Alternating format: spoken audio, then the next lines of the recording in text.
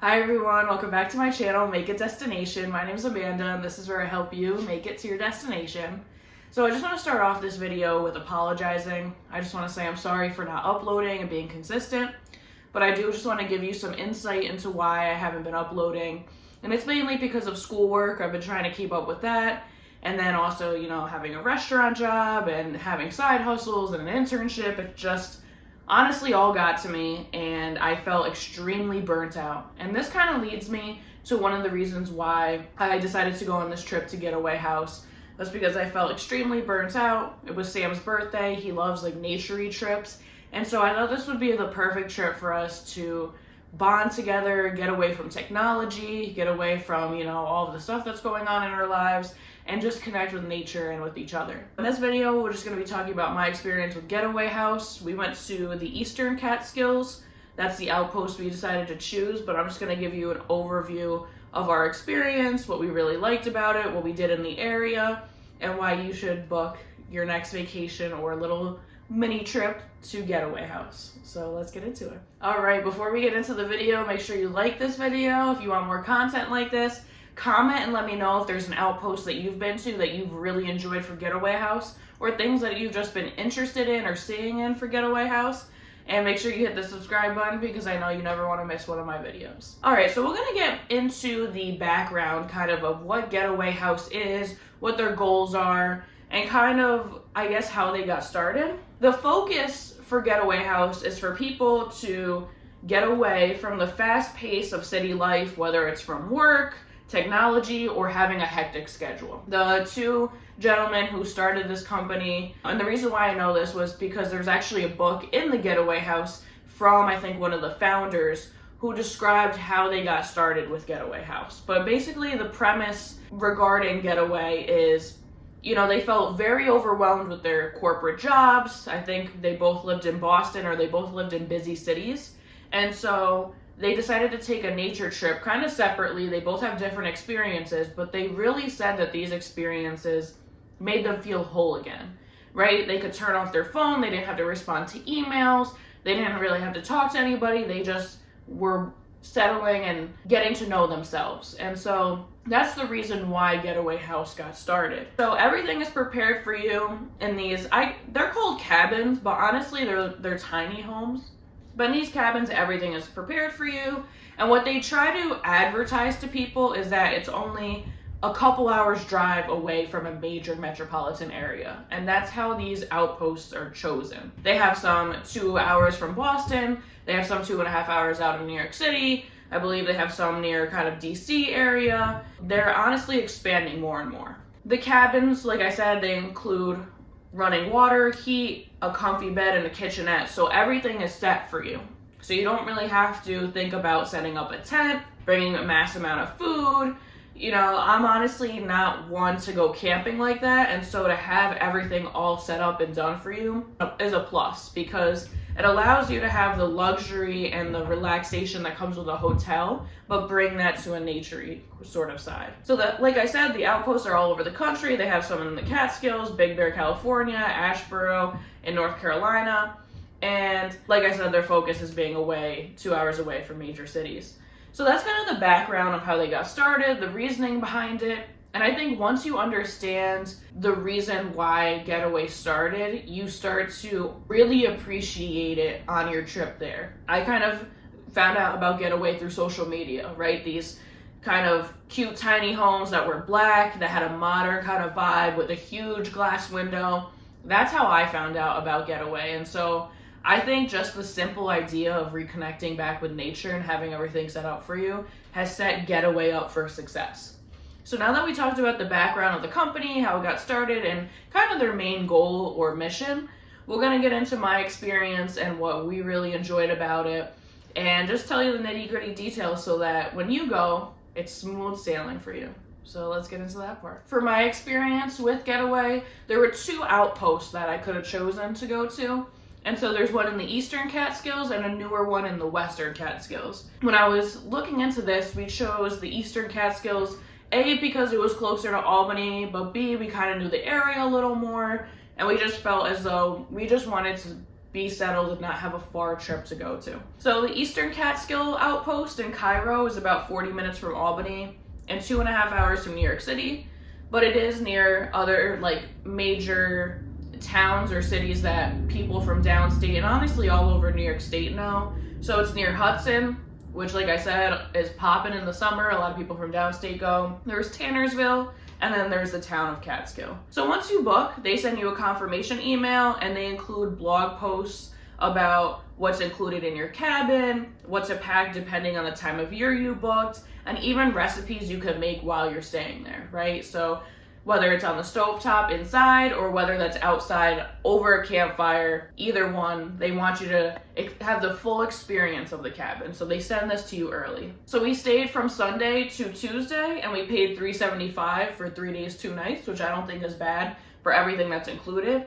Honestly, I think it would be more during peak seasons like fall and summer and during the weekend. Again, we stayed kind of during the slow period, which is, in my opinion, spring. I mean, it didn't seem slow, but just for restaurants and hotels or anybody in hospitality, you know, springtime is kind of a weird transitional period. And so I think that's why we had the price that we did. As the stay gets closer, they keep sending you reminder emails. It's really nice that they're like, hey, you know, you have this trip coming up. Let's just send you more information about it. So then an hour before you arrive, they send you your cabin name, a map of the outpost area and the setup, and the code to get in. It is very convenient that these cabins have a code lock compared to having a key, because, you know, when you go through Airbnb, hotels are different, but, you know, when you're traveling and doing stuff, it's sometimes hard to remember to make sure you don't lose those keys, so it's really nice that it's just a padlock. And it was nighttime when we went. It was around, honestly, sunset, which is probably around like 7:30 right now.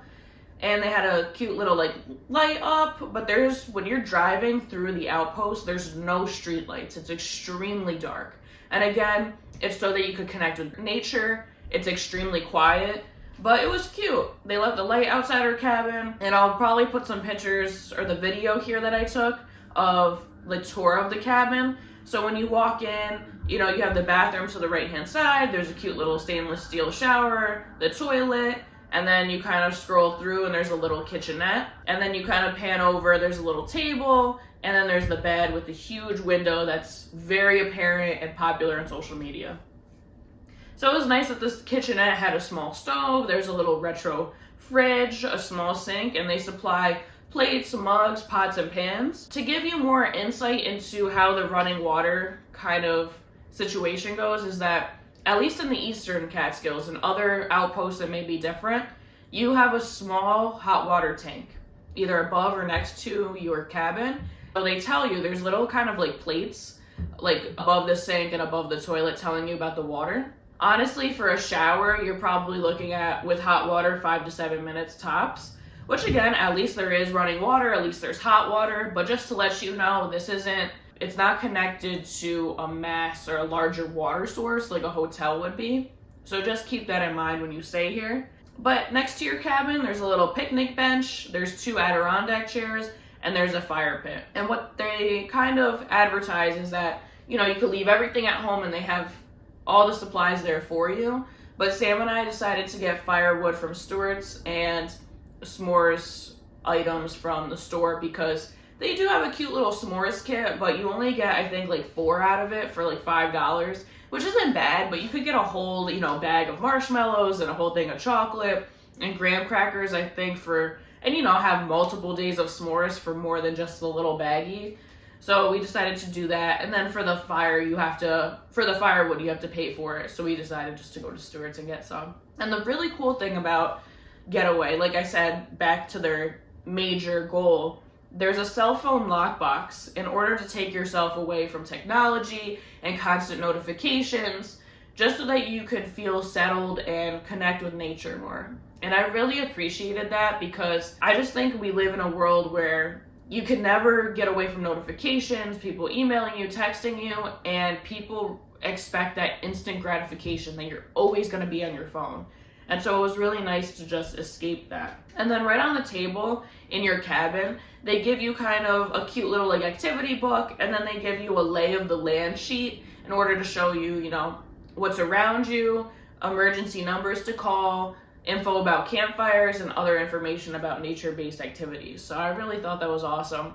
And the cute thing is they put a little lantern as well, and they charge it up, and it's an electric lantern, but it was really cool that we had that. So that's just a little background into how much we paid, how far it is from different places, and what's included. And so now we're just gonna get into the activities and sort of logistics that go behind the cabins that maybe you wouldn't really think of. And yeah, let's get into that part. For activities, this trip honestly reminded me that you do not have to have a full packed itinerary to have a successful trip. And I think sometimes as a planner or somebody who loves to travel, that I feel like every day we need to do something, right? And sometimes you leave those vacations excited that you explored, that you found new things, that you had a lot of fun on these activities, but you don't feel rejuvenated, honestly, because you did so much during the trip. You never had a day to just relax. And so this trip, again, reminded me, hey, you could just slow down, relax, you don't need to do too much. So we made a fire the second day there and had s'mores and just kind of relaxed outside, had some hot tea, some coffee, and it was really nice to just sit outside and connect with nature. I guess this brings up one of the logistical factors, and that's how the cabins are set up. They make it feel very private, even though the cabins are, I don't want to say stacked on top of each other, but they do have multiple cabins in a small little area. But what they do is they put the picnic tables, the Adirondack chair, and the campfire kind of set up in a way that you're behind somebody's cabin. And so they give you a little kind of green space, and then you're set up. So it feels very private because the backside of each cabin is toward like the hangout spot of the one next to it, if that makes sense. So that made it extremely comfortable and made us feel as though it was our own little setup. And it was nice that it was private, because sometimes with ideas like this, you feel too close to your neighbors, right? And you might hear something, hear them talking. And so it was really nice to have like a private little setting that you could relax at. So we went on a small hike outside the outpost in order to connect with nature more. And Getaway includes books you could read and playing cards. And the books are really cool. There's a book that Sam liked that was about the stars and kind of outer space and things like that. The book that I liked was How to Get Away, Even If You Can't Get Away. And that was by the founder of the company. And we played board games that we brought from home in order to pass the time. And it was really nice to go back to those simple kind of activities that we overlook nowadays with the amount of technology that we have. Just for food, we didn't want to cook too much. I feel like being in the restaurant industry and also having to cook at home a lot, we just didn't feel like cooking on this trip. So for breakfast/lunch, we went to this spot that I've always wanted to go to called Gracie's Luncheonette. It's in Leeds. It's a very popular kind of brunch spot. And then for dinner, we went to Tannersville to this restaurant called Tabla. I think that's how you say it. If you want a video on the best places to go to eat in the Catskills, let me know. I definitely would love to make a video about that. I think Tabla is a relatively new restaurant, but it's like new American small plates, and the food and the drinks were stellar. And Gracie's Luncheonette is just, your classic breakfast and lunch spot. Everything's made from scratch, and they actually got their start as a food truck, which is really cool. All right, so just for some logistics, if you're, wondering this out there, housekeeping does not go to your cabin every day. This is meant for you to get away, relax, and so this isn't like a hotel where housekeeping comes to your room kind of after you leave and for your activities and such, and then when you come back, everything is made. So housekeeping does not come into your cabin, so just make sure you keep everything tidy, because the thing with the cabin is that it's so small that it kind of feels like it gets messy super quick, but again, it gets clean super quick. So there's no carpet in there. It's almost like I don't want to say plastic, but kind of like a vinyl sort of flooring, which is nice because, sometimes when you're hiking or going outside, you track in like mud and dirt. So it was really nice that it wasn't a carpet flooring. They don't accept tips for housekeeping, but they do say if you'd like to help maybe tidy up a little bit, do some dishes, that really helps everything go smoothly. They also tell you for garbage to not leave it outside. And the obvious point to that is, there might be wildlife who might get into it. So just make sure, you leave it under the sink, and they'll take care of it for you. And also when you go and you leave, you don't check in or check out with somebody. Check-in is kind of at your own time, and you just put in the code for your cabin, and that's kind of how check-in works. They send you emails to make sure everything is going smoothly, but there's not a front desk or a person that waits at your cabin for you. And the same goes for checkout. They texted me 30 minutes, I think, either 30 minutes or an hour before checkout, which is 11, and they were like, just want to let you know you have an hour before checkout, let us know how we did. You don't have to do too much, but if you could tidy up, that would be great. And then, like I said before, after the stay, they send you an email or a text, I forgot which one, to review your stay and how they did. I would say I would recommend Getaway House to anybody who's feeling overwhelmed, burnt out, or anxious in their lives. I think it was a great way to literally get away, connect with nature, connect with your loved one, and kind of leave your worries to the wayside, because I think as humans, we need to be around nature every so often, right? I think that's why beach vacations are so popular, or going to a lake, or going, camping. We find peace in nature. And so I think that's why environmental features like those are so popular when it comes to making them into travel destinations. And I think having the simplicity of these cabins in the forest, everything's all ready and set for you. You do not have to set up a campsite. For me, I'm just not that type of person to want to do that, but there are people out there who love that. But if you're just feeling like you need to leave the city or whatever area that you're in for a more remote spot, this is it. And let me know in the comments if you've been to Getaway House, what you really enjoyed about it. Were there any downsides to it? Personally, for me, I didn't see any downsides. I think the bed was extremely comfortable. The sheets were really soft. The pillows were soft. They include hot water. I mean, it's extremely quiet. I honestly don't see any downsides to this, but to anybody out there who's had more than one experience, let me know. I thought the Eastern Catskills was a fun outpost. Again, it would have been really pretty to see if the trees were blooming, or if it was fall, the leaves changing colors. But overall, it was a lot of fun. It was a good time. And yeah, make sure you like this video. Make sure you subscribe to my channel. And again, in the comments, let me know if you've ever been to Getaway House or when you're planning on going on your trip. Thank you so much for watching this video and for your support. And until next time.